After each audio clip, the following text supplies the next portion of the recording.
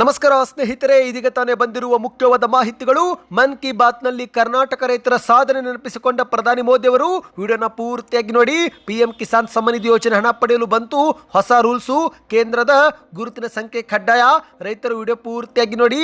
ಕರ್ನಾಟಕದ ರೈತರಿಗೂ ಕೂಡ ಮುಖ್ಯವಾದ ಮಾಹಿತಿ ಬಂದಿದೆ. ಎಲ್ಲ ಸುದ್ದಿಗಳನ್ನು ನೋಡೋಣ.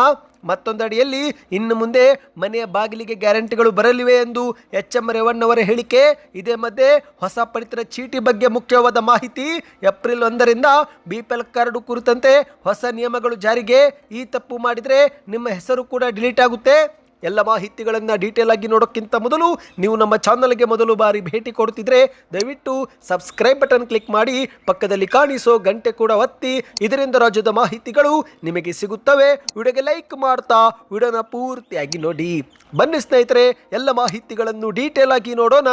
ಇದೀಗ ಪ್ರಧಾನಿ ನರೇಂದ್ರ ಮೋದಿ ಅವರು ಮನ್ ಕಿ ಬಾತ್ ನಲ್ಲಿ ಕರ್ನಾಟಕ ರೈತರ ಸಾಧನೆ ನೆನಪಿಸಿಕೊಂಡು ಹಾಡಿ ಹೊಗಳಿದ್ದಾರೆ. ಹೌದು ಸ್ನೇಹಿತರೆ, ಪಿಎಂ ಮೋದಿ ಅವರು ತಮ್ಮ ಮಾಸಿಕ ರೇಡಿಯೋ ಕಾರ್ಯಕ್ರಮವಾಗಿರುವ ಮನ್ ಕಿ ಬಾತ್ ನಲ್ಲಿ ಈ ಬಾರಿ ರಾಜ್ಯದ ರೈತರ ಸಾಧನೆಗೆ ಮೆಚ್ಚುಗೆ ವ್ಯಕ್ತಪಡಿಸಿದ್ದಾರೆ. ಹೌದು, ಕರ್ನಾಟಕದ ನಂಜನಗೂಡಿನ ಬಾಳೆಹಣ್ಣು, ಮೈಸೂರಿನ ವಿಳ್ಳೆದೆಲೆ ಹಾಗೂ ಇಂಡಿಯಲ್ಲಿ ಬೆಳೆಯುವಂತಹ ನಿಂಬೆ ಹಣ್ಣುಗಳನ್ನು ಮಾಲ್ಡೀವ್ಸ್ ಸೇರಿದಂತೆ ವಿದೇಶಗಳಿಗೆ ರಫ್ತು ಮಾಡಲಾಗುತ್ತಿದೆ ಎಂದು ಪ್ರಧಾನಿ ಮೋದಿ ಅವರು ಹೇಳಿದ್ದಾರೆ. ಹೌದು, ಭಾರತದ ಕೃಷಿ ಉತ್ಪನ್ನಗಳು ಸುಲಭವಾಗಿ ವಿಮಾನದಲ್ಲಿ ವಿದೇಶಗಳಿಗೆ ಇಂದು ತಲುಪುತ್ತಿವೆ. ಅದರಲ್ಲಿ ಮುಖ್ಯವಾಗಿ ಕರ್ನಾಟಕದ ನಂಜನಗೂಡಿನ ಬಾಳೆಹಣ್ಣು, ಮೈಸೂರಿನ ವಿಳ್ಳೆದೆಲೆ ಮತ್ತು ಇಂಡಿ ನಿಂಬೆಹಣ್ಣುಗಳು ಮಾಲ್ಡೀವ್ಸ್ವರೆಗೆ ತಲುಪುತ್ತಿವೆ ಎಂದು ಪ್ರಧಾನಿಯವರು ಹೇಳಿದ್ದಾರೆ.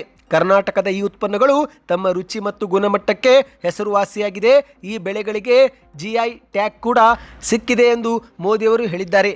ಮೈಸೂರು, ಚಾಮರಾಜನಗರ ಮತ್ತು ನಂಜನಗೂಡಿನಲ್ಲಿ ಬೆಳೆಯುವಂತಹ ಈ ಬಾಳೆಹಣ್ಣು ವಿಶಿಷ್ಟ ರುಚಿ, ಪರಿಮಳ ಮತ್ತು ದಪ್ಪ ತಿರುಳಿ ಹೊಂದಿರುತ್ತೆ ಎಂದಿದ್ದಾರೆ. ಇನ್ನು ಅದೇ ರೀತಿ ಮೈಸೂರಿನ ವಿಳ್ಳೆದೆಲೆಯೂ ಕೂಡ ತನ್ನ ವಿಶಿಷ್ಟ ಸುವಾಸನೆ, ವಿನ್ಯಾಸ ಮತ್ತು ಖಾರವಾದ ರುಚಿಗೆ ಪ್ರಸಿದ್ಧವಾಗಿದೆ ಎಂದು ಕೂಡ ನೆನಪಿಸಿದ್ದಾರೆ. ಕೊನೆಯದಾಗಿ ವಿಜಯಪುರ ಜಿಲ್ಲೆಯ ಇಂಡಿ ತಾಲೂಕಿನಲ್ಲಿ ಪ್ರಸಿದ್ಧವಾಗಿರುವ ನಿಂಬೆಹಣ್ಣು 2022ರಲ್ಲಿ ಜಿಐ ಟ್ಯಾಗ್ ಮಾನ್ಯತೆ ಪಡೆದುಕೊಂಡಿದ್ದು, ಇದು ಕೂಡ ವಿಶಿಷ್ಟ ರುಚಿ, ತೆಳುವಾದ ಸಿಪ್ಪೆ ಮತ್ತು ಅತ್ಯಧಿಕ ರಸವತ್ತತೆಗೆ ಹೆಸರುವಾಸಿಯಾಗಿದೆ ಎಂದು ಪ್ರಧಾನಿ ಮೋದಿ ಅವರು ಹೇಳಿದ್ದಾರೆ. ನೀವು ಕೂಡ ಸ್ನೇಹಿತರೆ ವಿಜಯಪುರ, ಚಾಮರಾಜನಗರ, ಮೈಸೂರು ಜಿಲ್ಲೆಯವರಾಗಿದ್ದರೆ ಕಮೆಂಟ್ನಲ್ಲಿ ಯಾವ ಊರು ಎಂಬುದನ್ನು ಕಮೆಂಟ್ ಮಾಡಿ. ಇದೀಗ ರಾಜ್ಯದ ರೈತರಿಗೆ ಒಂದು ಮುಖ್ಯವಾದ ಮಾಹಿತಿ. ಹೌದು, ಇಷ್ಟು ದಿನ ಉತ್ತರ ಭಾರತದ ರೈತರಿಗೆ ಮಾತ್ರ ಇದು ಕಡ್ಡಾಯವಾಗಿತ್ತು. ಇದೀಗ ದಕ್ಷಿಣ ಭಾರತದ ರಾಜ್ಯಗಳಿಗೂ ಕೂಡ ಈ ಒಂದು ಗುರುತಿನ ಸಂಖ್ಯೆ ಕಡ್ಡಾಯ ಮಾಡಲು ಸರ್ಕಾರ ಮುಂದಾಗಿದೆ. ಹೌದು, ಇನ್ನು ಮುಂದೆ ಪಿಎಂ ಕಿಸಾನ್ ಸಮ್ಮಾನ್ ನಿಧಿ ಯೋಜನೆಯ ವರ್ಷಕ್ಕೆ ನೀಡಲಾಗುತ್ತಿರುವ 6,000 ರೂಪಾಯಿ ಪ್ರೋತ್ಸಾಹಧನ ಪಡೆದುಕೊಳ್ಳಲು ಕೇಂದ್ರದ ರೈತರ ಗುರುತಿನ ಸಂಖ್ಯೆ ಪಡೆದುಕೊಳ್ಳುವುದು ಕಡ್ಡಾಯವಾಗಿದೆ. ಹೌದು ಸ್ನೇಹಿತರೆ, ಕೇಂದ್ರ ಸರ್ಕಾರದ ಪಿಎಂ ಕಿಸಾನ್ ಸಮ್ಮಾನ್ ನಿಧಿ ಯೋಜನೆಯಡಿಯಲ್ಲಿ 6,000 ರೂಪಾಯಿ ಪ್ರೋತ್ಸಾಹಧನ ಪಡೆದುಕೊಳ್ಳಲು ಕರ್ನಾಟಕ ಸರ್ಕಾರದ ಫ್ರೂಟ್ಸ್ ತಂತ್ರಾಂಶದ ಗುರುತಿನ ಸಂಖ್ಯೆಯಂತೆ ಕೇಂದ್ರ ಸರ್ಕಾರದ ಅಗ್ರಿಸ್ಟ್ಯಾಕ್ ಯೋಜನೆಯಡಿಯಲ್ಲಿ ಗುರುತಿನ ಸಂಖ್ಯೆ ಪಡೆದುಕೊಳ್ಳುವುದು ಕಡ್ಡಾಯವಾಗಿದೆ. ಹೌದು, ಈಗಾಗಲೇ ರಾಜ್ಯ ಸರ್ಕಾರದ ಫ್ರೂಟ್ಸ್ ತಂತ್ರಾಂಶದಿಂದ ಸಾಕಷ್ಟು ರೈತರ ದತ್ತಾಂಶವನ್ನು ಹಂಚಿಕೆ ಮಾಡಿ ಕೆಲವು ಫಲಾನುಭವಿಗಳಿಗೆ ಕೇಂದ್ರ ಸರ್ಕಾರದ ಗುರುತಿನ ಸಂಖ್ಯೆ ನೀಡಲಾಗಿದ್ದು, ಆದರೆ ಇನ್ನೂ ಕೂಡ ಸಾಕಷ್ಟು ಫಲಾನುಭವಿಗಳು ಈ ಒಂದು ಸಂಖ್ಯೆಯನ್ನು ಪಡೆದುಕೊಂಡಿಲ್ಲ. ಈ ಕುರಿತಂತೆ ರೈತರು ಮೊದಲಿಗೆ ತಮ್ಮ ಹೆಸರಲ್ಲಿರುವ ಎಲ್ಲ ಸರ್ವೆ ನಂಬರಿನ ಜಮೀನಿನ ಮಾಹಿತಿಯನ್ನು ಫ್ರೂಟ್ಸ್ ತಂತ್ರಾಂಶದಲ್ಲಿ ಸೇರ್ಪಡೆ ಮಾಡಬೇಕು ಮತ್ತು ಎಲ್ಲ ಜಮೀನಿನ ಮಾಹಿತಿಯನ್ನು ದಾಖಲಿಸಿರುವುದಾಗಿ ಘೋಷಣೆಯನ್ನು ಕೂಡ OTP ಆಧಾರದ ಮೂಲಕ ನೀವು ಮಾಡಬೇಕಾಗಿರುತ್ತೆ ಎಂದು ಹೇಳಲಾಗಿದೆ. ಸ್ನೇಹಿತರೆ, ಈ ಬಗ್ಗೆ ನಿಮಗೆ ಇನ್ನಷ್ಟು ಮಾಹಿತಿ ಬೇಕಂದ್ರೆ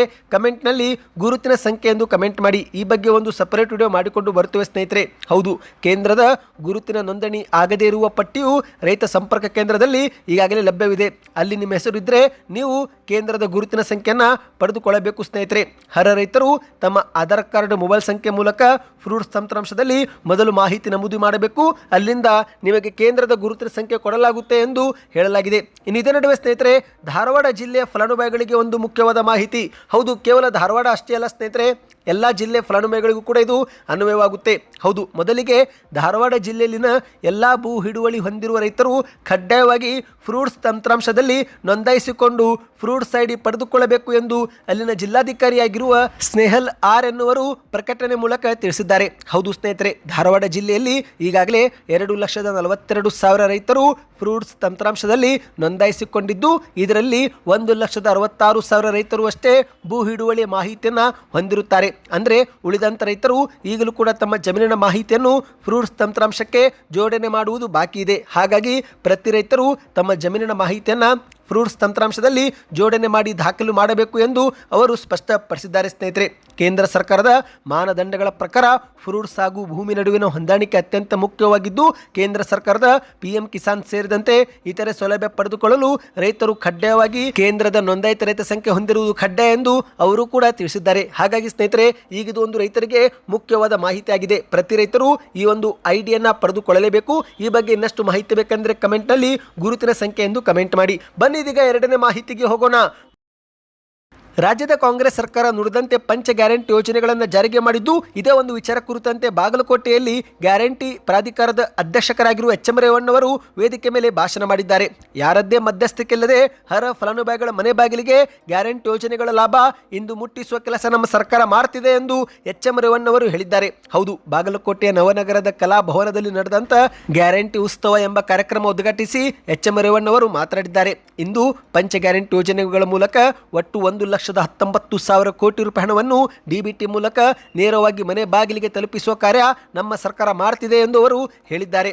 ಗ್ಯಾರಂಟಿ ಯೋಜನೆಗಳಿಂದ ಬೊಕ್ಕಸ ಬರಿದಾಗುತ್ತೆ ಎಂದೆಲ್ಲ ಹೇಳಿಕೆ ಕೊಟ್ಟಿದ್ರು. ಆದರೆ ಇಂದು ನಮ್ಮ ಸರ್ಕಾರ ಗ್ಯಾರಂಟಿಗಳ ಜೊತೆಗೆ ಅಭಿವೃದ್ಧಿ ಕೆಲಸವೂ ಕೂಡ ಮಾಡ್ತಿದೆ.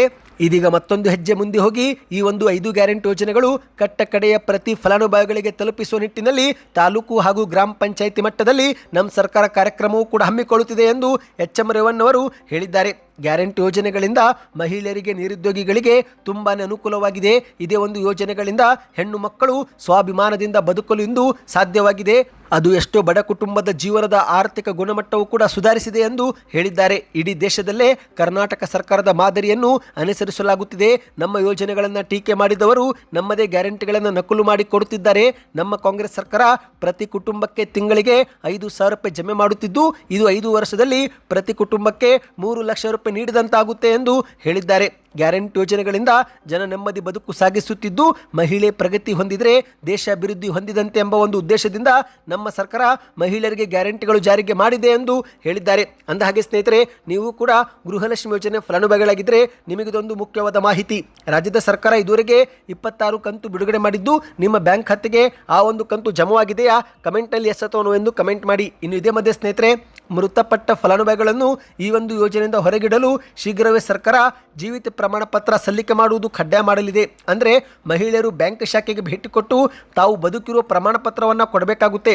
ಹೌದು, ಬಹುಶಃ ಸ್ನೇಹಿತರೆ, ಸರ್ಕಾರ ಒಂದು ನಿಮಗೆ ಪತ್ರದ ಮೂಲಕ ಜೀವಿತ ಪ್ರಮಾಣ ಪತ್ರವನ್ನು ಕೇಳಬಹುದು, ಅಥವಾ ಬೆರಳಚ್ಚು ನೀಡುವ ಮೂಲಕವಾದರೂ ಈ ಒಂದು ಜೀವಿತ ಪ್ರಮಾಣ ಪತ್ರವನ್ನು ಸರ್ಕಾರ ಪಡೆದುಕೊಳ್ಳಬಹುದು ಎಂದು ಹೇಳಲಾಗ್ತಾ ಇದೆ. ಈ ಕುರಿತಂತೆ ಈಗಲೂ ಕೂಡ ಚರ್ಚೆ ನಡೆದಿದ್ದು, ಬಹುಶಃ ಬಜೆಟ್ನಲ್ಲಿ ಅನೌನ್ಸ್ ಆಗುವ ಸಾಧ್ಯತೆ ಇದೆ. ಸ್ನೇಹಿತರೆ, ನಿಮ್ಮ ಪ್ರಕಾರ ಹೊಸ ನಿಯಮ ಜಾರಿಗೆ ಆಗಬೇಕು ಆಗಬಾರದು ಕಮೆಂಟ್ ಮಾಡಿ. ಮತ್ತು ನಿಮ್ಮ ಬ್ಯಾಂಕ್ ಖಾತೆಗೆ 2,000 ರೂಪಾಯಿ ಜಮಾ ಆಗುತ್ತಿದೆಯಾ ಅದು ಕೂಡ ಕಮೆಂಟ್ ಮಾಡಿ. ಇನ್ನು ಇದೇ ಮಧ್ಯೆ ಸ್ನೇಹಿತರೆ, ಹಾವೇರಿ ಜಿಲ್ಲೆಯಲ್ಲಿ ಹೊಸ ಪಡಿತರ ಚೀಟಿಗಾಗಿ 9,982 ಅರ್ಜಿಗಳು ಬಂದಿವೆ ಎಂದು ಅಲ್ಲಿನ ಆಹಾರ ಅಧಿಕಾರಿಗಳು ಸಭೆಯಲ್ಲಿ ಹೇಳಿದ್ದಾರೆ.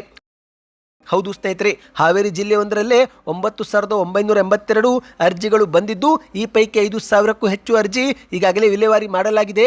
ಬಾಕಿ ಇರುವ ಅರ್ಜಿ ಈಗಲೂ ಕೂಡ ಪರಿಶೀಲಿಸಲಾಗುತ್ತಿದ್ದು, ಅರ್ಹರಿಗೆ ತ್ವರಿತವಾಗಿ ಪಡಿತರ ಚೀಟಿ ಕೊಡಿಸಲು ಕ್ರಮ ತೆಗೆದುಕೊಳ್ಳಲಾಗುವುದು ಎಂದು ಹಾವೇರಿಯ ಆಹಾರ ಇಲಾಖೆ ಅಧಿಕಾರಿಗಳು ಹೇಳಿದ್ದಾರೆ. ಹೌದು, ನಿನ್ನೆ ಹಾವೇರಿಯಲ್ಲಿ ಗ್ಯಾರಂಟಿ ಯೋಜನೆಗಳ ಪ್ರಾಧಿಕಾರದ ಜಿಲ್ಲಾ ಮಟ್ಟದ ಪ್ರಗತಿ ಪರಿಶೀಲನಾ ಸಭೆ ನಡೆದಿತ್ತು. ಸಭೆಯಲ್ಲಿ ಅಧ್ಯಕ್ಷರಾಗಿರುವ ಎಂ.ಎಂ. ಹಿರೇಮಠ ಅವರಿಗೆ ಆಹಾರ ಇಲಾಖೆ ಅಧಿಕಾರಿಗಳು ಮಾಹಿತಿ ನೀಡಿದ್ದಾರೆ. ಪಡಿತರ ಕಾಳಸಂತೆಯಲ್ಲಿ ಮಾರಾಟ ಮಾಡುತ್ತಿದ್ದ 27 ಜನರ ವಿರುದ್ಧ ಪ್ರಕರಣ ದಾಖಲು ಮಾಡಲಾಗಿದೆ. ಇಲ್ಲಿಯವರೆಗೆ 1,667 ಕ್ವಿಂಟಲ್ ಅಕ್ಕಿ ಹಾಗೂ 13 ವಾಹನಗಳನ್ನು ಜಪ್ತಿ ಕೂಡ ಮಾಡಿದ್ದೇವೆ. ಹಾವೇರಿ ಜಿಲ್ಲೆಯಲ್ಲಿ 75 ವರ್ಷ ಮೇಲ್ಪಟ್ಟ ಫಲಾನುಭವಿಗಳಿಗೆ ಬಯೋಮೆಟ್ರಿಕ್ ಸಮಸ್ಯೆ ಆಗುತ್ತಿರುವುದಕ್ಕೆ ನಮ್ಮ ಸರ್ಕಾರ ಅನ್ನ ಸುವಿಧಾ ಯೋಜನೆಯಡಿಯಲ್ಲಿ ಅವರ ಮನೆಗೆ ಹೋಗಿ ಪಡಿತರವು ಕೂಡ ಕೊಡುತ್ತಿದೆ ಎಂದು ಅವರು ಹೇಳಿದ್ದಾರೆ. ಸ್ನೇಹಿತರೆ, ಹೌದು, ಅನ್ನ ಸುವಿಧಾ ಯೋಜನೆ ಮನೆಯಲ್ಲಿ ಏನಾದರೂ ಒಬ್ಬರು ಇದ್ದರೆ, ಒಂಟಿ ಹಿರಿಯರಿದ್ದರೆ ಆ ಸಮಯದಲ್ಲಿ ಮಾತ್ರ ಸರ್ಕಾರ ಮನೆ ಬಾಗಿಲಿಗೆ ಆಹಾರದನ್ನು ವಿತರಿಸುತ್ತಿದೆ. ಸ್ನೇಹಿತರೆ, ಅಂದಹಾಗೆ ಸರ್ಕಾರದ ಗ್ಯಾರಂಟಿ ಯೋಜನೆಗಳಿಂದ ಜನ ಪ್ರಯೋಜನ ಪಡೆದುಕೊಳ್ಳುತ್ತಿದ್ದು, ಈ ಒಂದು ಯೋಜನೆ ಕುರಿತು ಏನಾದರೂ ಗೊಂದಲ ಇದ್ದರೆ ಅದನ್ನು ಅಧಿಕಾರಿಗಳು ತ್ವರಿತವಾಗಿ ಪರಿಹರಿಸಬೇಕು. ಗ್ಯಾರಂಟಿ ಯೋಜನೆಗಳಿಂದ ಆಗುತ್ತಿರುವ ಪ್ರಯೋಜನಗಳನ್ನು ಜನರಿಗೆ ತಿಳಿಸಬೇಕು. ಮನೆ ಮನೆಗೆ ಗ್ಯಾರಂಟಿ ಮತ್ತು ಮನೆ ಮನೆಗೆ ರಂಗೋಲಿ ಕಾರ್ಯಕ್ರಮ ಪ್ರತಿ ತಾಲೂಕಿನಲ್ಲಿ ಹಮ್ಮಿಕೊಳ್ಳಬೇಕು ಎಂದು ಅವರು ಸೂಚನೆ ಕೊಟ್ಟಿದ್ದಾರೆ. ಅಂದಹಾಗೆ ಸ್ನೇಹಿತರೆ, ಇದೀಗ ಬಿಪಿಎಲ್ ಪಡಿತರ ಚೀಟಿದಾರರಿಗೆ ಒಂದು ಮುಖ್ಯವಾದ ಮಾಹಿತಿ.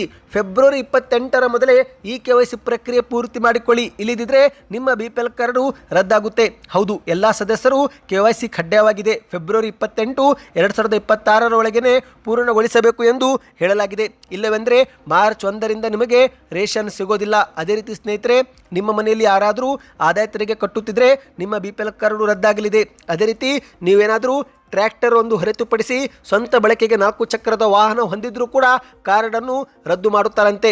ಇನ್ನು ಮುಖ್ಯವಾಗಿ ಸ್ನೇಹಿತರೆ, ಕಳೆದ 3-4 ತಿಂಗಳಿನಿಂದ ನೀವೇನಾದರೂ ಪಡಿತರ ಪಡೆದುಕೊಂಡಿಲ್ಲವೆಂದರೂ ಕೂಡ ನಿಮ್ಮ BPL ಕಾರ್ಡು APL ಕಾರ್ಡ್ ಆಗಿ ವರ್ಗಾವಣೆ ಆಗಲಿದೆ ಎಂದು ಹೇಳಲಾಗಿದೆ. ಸ್ನೇಹಿತರೆ, ಸದ್ಯಕ್ಕೆ ಇತ್ತು. ಈ ಎಲ್ಲ ಮಾಹಿತಿ ಇಷ್ಟವಾಗಿದ್ದರೆ ವಿಡಿಯೋಗೆ ಲೈಕ್ ಮಾಡಿ, ನಿಮ್ಮ ಪ್ರಶ್ನೆಗಳಿದ್ದರೆ ಕಮೆಂಟ್ ಮಾಡ್ತಾ ಚಾನಲ್ಗೆ ದಯವಿಟ್ಟು ಸಬ್ಸ್ಕ್ರೈಬ್ ಆಗಿ.